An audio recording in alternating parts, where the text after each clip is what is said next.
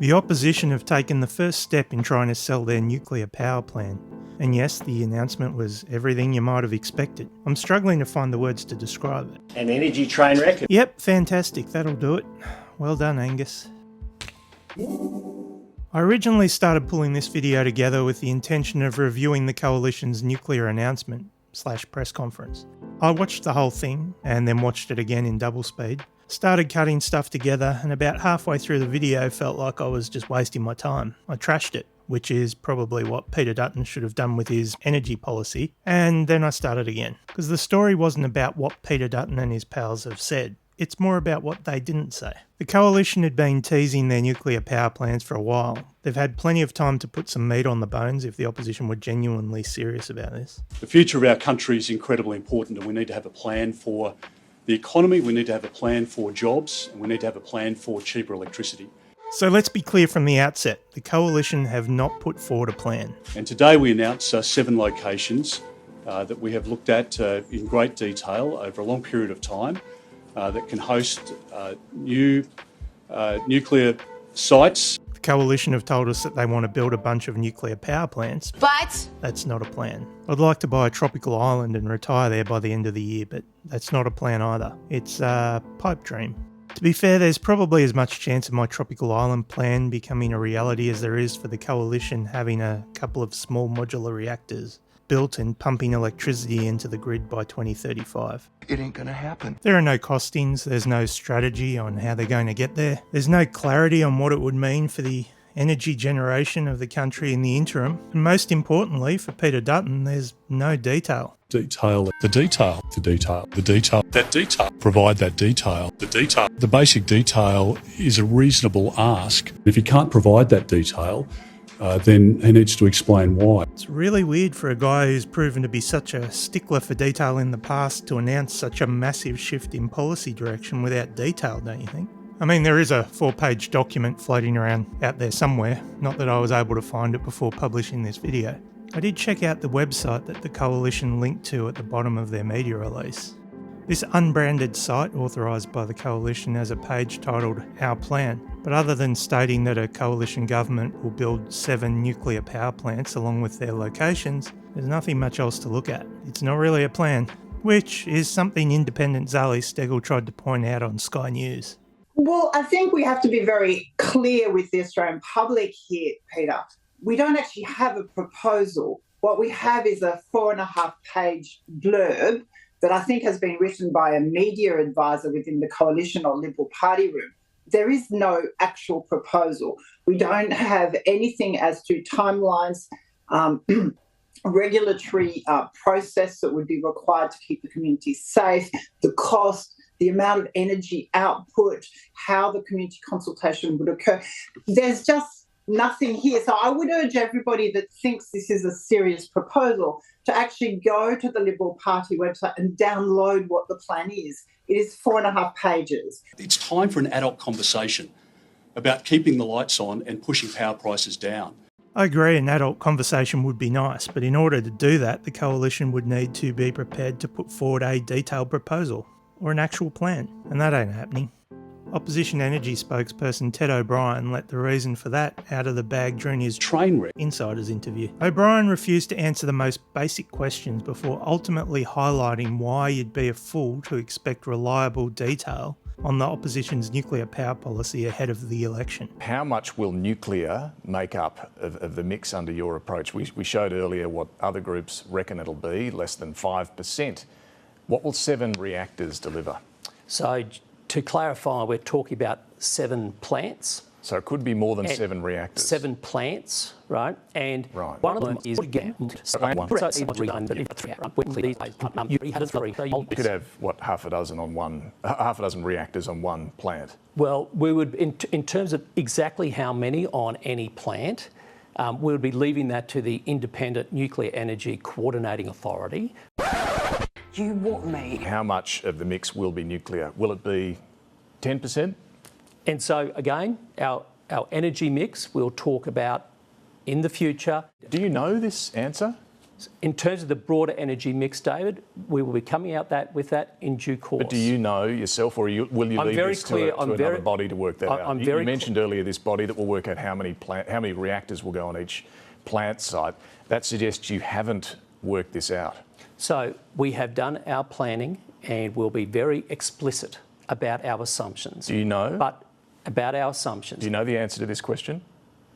Rephrase the question. Is it the question specific is, gigawatts? how much of the energy mix will be nuclear under your plan? We will be announcing that at the time that we announce our broader mix. I just want to be clear on this. Go ahead. You're not sure at the moment whether nuclear would make up only 5% of the energy mix?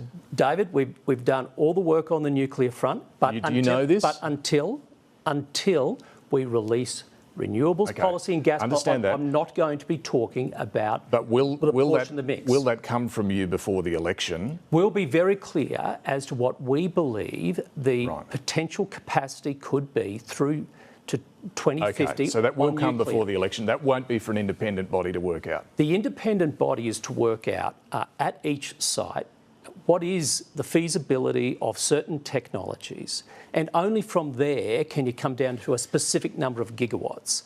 So that's just that is the same with. So the number of gigawatts would be left to an independent body to work out how many gigawatts. The independent bodies would look at each plant and come up with a recommendation as to what sort of technology should be used, and from there it would be exactly what capacity based on that technology. So you won't know before the election how much nuclear energy we're going to get? We'll be crystal clear on what we have planned for 2050. That's what I just said. But you just said the independent body will work out how many gigawatts. Well, there's two things happening here, David. There are probably more than two things happening here, but what seems fairly obvious at this point is that Ted's not able to answer the question. And that's because, as he's indicated, it'll be up to an independent body that the coalition will have to set up. That is, if they ended up in government, to decide what will be built where and what capacity that will provide. We'll be leaving that to the Independent Nuclear Energy Coordinating Authority. Check out the full Insiders interview here. It's well worth watching. There's a simple reality here. The coalition will not be in a position to provide voters with details as to how much this whole thing will cost taxpayers or how much energy these plants will produce, because all those decisions on what will be built and where will be left to this independent body. And that independent body is only going to be set up if the coalition find themselves back in power. In the international experience, as we know, electricity is cheaper where there is a presence of nuclear energy. That is a fact. And so we can rely on that international experience. If you want to point to the overseas experience, maybe take a look at the example of the carbon-free power project in the US. That project, which would have delivered the first small modular reactor in the US, collapsed when it was reportedly sunk by cost blowouts. And based on that US experience, it looks like a 15-year delivery time frame for a small modular reactor would be quite optimistic. Somehow, though, Dutton thinks it can be all up and running by 2035. But I point to Ontario in Canada. There you have up to 60% of their energy mix for their grid coming from zero emissions nuclear energy. Now, when you talk to the Canadians, indeed, when you sit down with the energy minister from that province, he makes it crystal clear that, in fact, it's nuclear as part of the mix that drives prices down. Canada. Ted O'Brien loves Canada. The coalition have pointed to nuclear power in Ontario, Canada, claiming it demonstrates that nuclear would provide a cheaper source of power than renewables. Again, this is at best misleading. It's a flawed comparison from almost every angle. As many have pointed out, the claim electricity is cheaper in Ontario is misleading. Wholesale electricity prices, the only part of the bill that is affected by the cost of generation, in Ontario are actually higher than the cost of new firmed renewable energy in Victoria and Queensland. Here's Tim Buckley from Climate Energy on Sky News pointing out some of the issues with the coalition pointing to Ontario.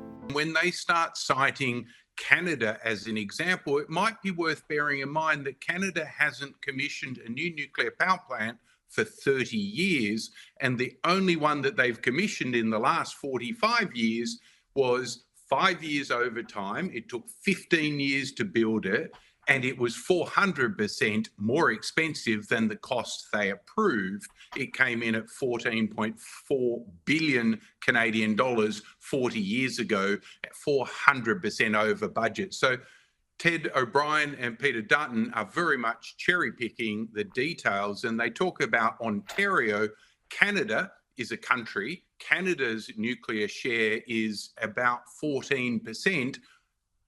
Renewable energy is 65% of Canada's energy supply.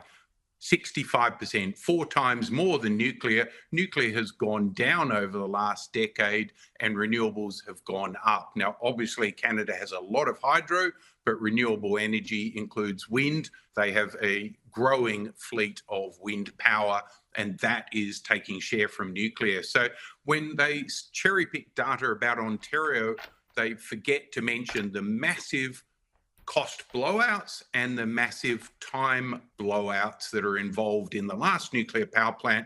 I wouldn't want to be relying on 50-year-old nuclear technology from Canada. And so I think Ted O'Brien needs to do a little bit more fact checking before he actually announces his next policy. This is all about extending climate wars. It's all about scaring off the investors who are absolutely keen to deploy $250 billion of capital in Australia, because AEMO has 260 gigawatts of firm renewable investor proposals in the investor queue today. Not one nuclear power plant, not one gas-fired power plant, not one coal-fired power plant. 260 gigawatts of batteries, wind and solar are investors' priorities. That's what's in the investor queue in front of AEMO today. So why is the LNP proposing a communist-style, all-of-government funded strategy when private markets are saying we're all in on the low-cost, fast-to-deploy, commercially viable technology solutions required today? The reality is nuclear as a share in worldwide electricity generation is dropping. And this is true of the large traditional users of nuclear-powered electricity as well. At the global level, electricity supplied by nuclear reactors has declined from a maximum of 17.5% in 1996 down to 9.2% in 2022. This downward trend has been consistent for decades now, and it's showing no signs of changing anytime soon.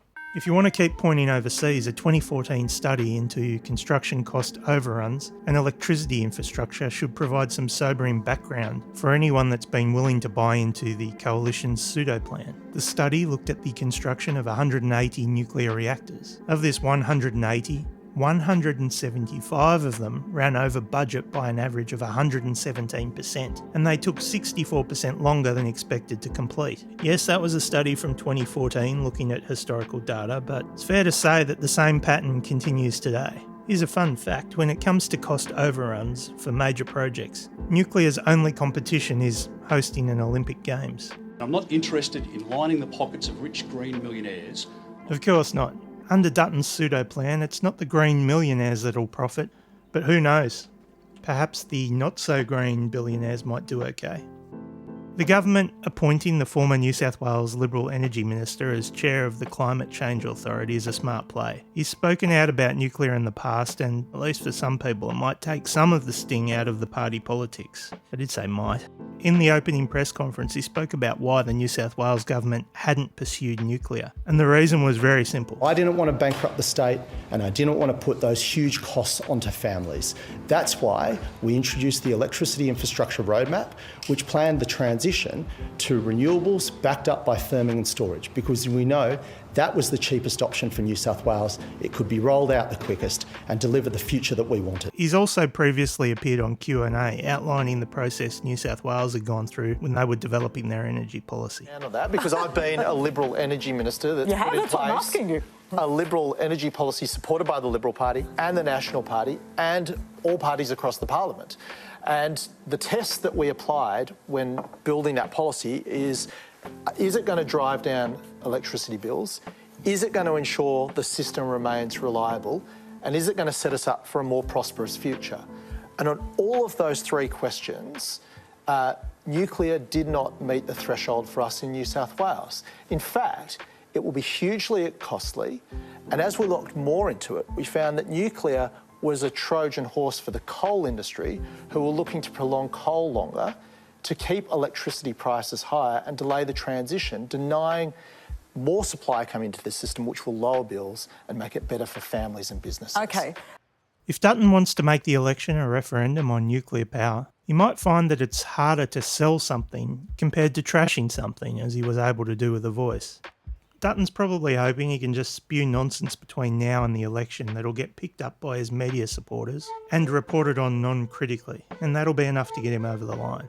How do you compare the cost of nuclear and what it would provide in terms of clean energy and the stabilisation of the grid compared to renewables? Because we know, people say renewables will be the cheapest form, but they're not right now because you've got to upgrade transmission lines and you've got to put all the infrastructure in place. Sorry, I have to play that again. Check out this guy's face when presented with Sky's alternative facts.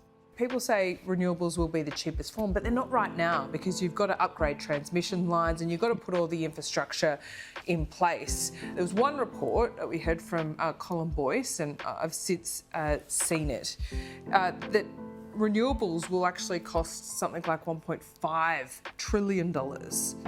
So how do you compare costs? And renewables in the trillions, do you agree with that? That's just ludicrous. Right. How many thousands of gigawatts do they propose we're going to get for $1.5 trillion? That's like you cited the AEMO CSIRO cost gen report. Yeah. That would not actually, we would need to literally expand capacity by about 1,000 or 10,000%. That's just a ludicrous number. Tim, Channel 9 look like they've already jumped feet first into the misinformation swimming pool with this little misleading gem. Look, the media have a massive role to play in keeping the opposition honest, a role that they've traditionally failed at in the past. If they just amplify Dutton's talking points without highlighting the factual liberties, I fear we could be headed for a fairly dark timeline. I note some in the media and the coalition have attempted to be very worried about some cartoons and some memes going out.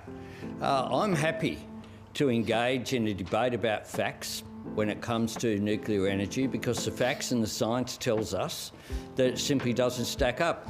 And I have been somewhat bemused by some of the coverage because I know that if I stood here as Labor Prime Minister and said I've got this policy that's going to cost hundreds of billions of dollars, that's going to completely reverse the direction in which Australia is going, but I can't tell you how much it'll cost. I can't tell you what any of the economics associated with it are. I can't tell you what the time frame will be. I can't tell you who will pay for it. I reckon the coverage might be a bit different than some of the coverage which is there. I think Albo's spot on here. Let's be real, there is no nuclear plan. We all know what they'd advise us in this situation. They would say, if you don't know, vote no. This is a thought bubble at best. This is a distraction. A distraction that's going to do nothing more than sow seeds of doubt into the minds of investors looking towards renewables, while extending the life of fossil fuels. I'm sure the donors are going to be happy.